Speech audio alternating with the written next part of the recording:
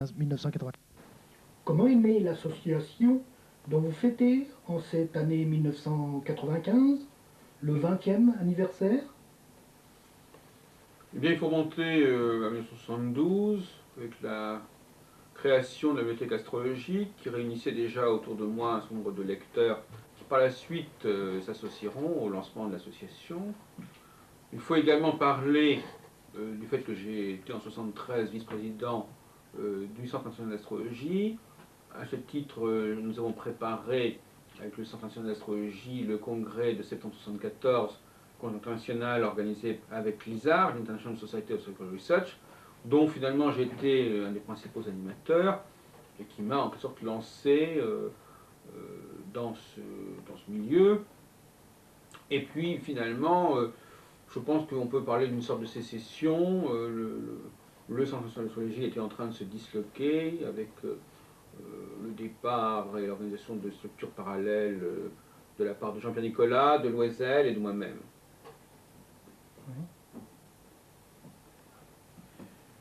Quel document audiovisuel reste-t-il de cette époque? Alors, en ce qui concerne les documents que nous avons pour l'année 75-74, nous avons en 74 un film qui a été tourné par la cinéaste Aude Bitton pendant le congrès de septembre à l'hôtel Méridien, à Porte-Maillot. Ce film, nous l'avons visionné notamment au congrès de Montluçon en 1991. Il a circulé, mais enfin, nous ne l'avons pas actuellement dans nos archives. Par contre, nous avons des photos qui nous ont été transmises par Madame Aude Bitton du tournage du film. Nous avons également pris quelques photos.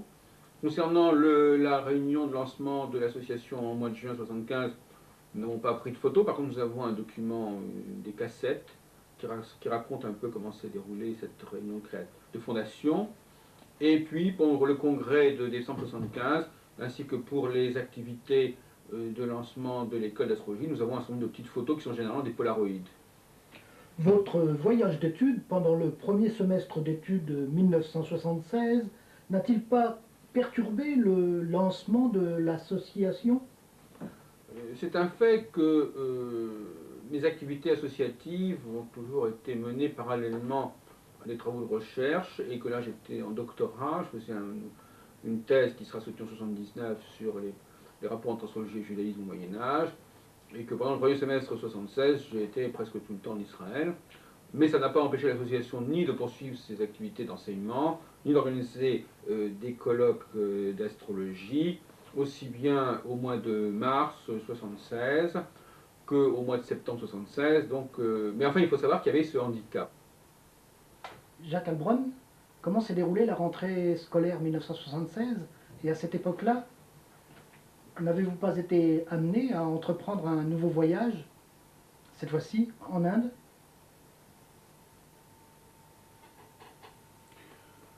Alors la rentrée 76, eh bien, nous déménageons, nous quittons l'église américaine pour nous installer au foyer international d'accueil de Paris, dans le 14e arrondissement, rue Cabanis, lieu où beaucoup de choses vont se faire, notamment beaucoup de colloques. Ce sera un des lieux sacrés, je dirais, de l'astrologie parisienne pendant un certain temps. De nouveaux responsables se mettent en place au MAU, notamment Jacqueline Bonny-Belluc, qui va être la secrétaire générale de l'association. Des cours ont lieu, avec notamment Evelyne Réjard et Michel Choc. Enfin, une première équipe, une première génération d'enseignants va exercer ses talents. Nous allons aussi avoir Jean Fort, qui va aussi donner des cours chez nous, toujours au FIAP. Et en novembre 1976, je donne une série de conférences en Inde, à Bombay et à Bangalore, où je rencontre notamment le professeur Raman. Et donc tout ça se poursuit, mon voyage se poursuit pendant qu'en effet, à Paris, s'organisent nos activités. Vers l'association astrologique, tu as quitté l'université pour te retrouver. Quelle sensation ça t'a fait au niveau du public, des élèves, de te retrouver, de passer d'un public d'étudiants, de maîtrise ou de licence, à un public qui était finalement le public des écoles d'astrologie? Bon, moi, la manière dont je l'ai vécu, c'était...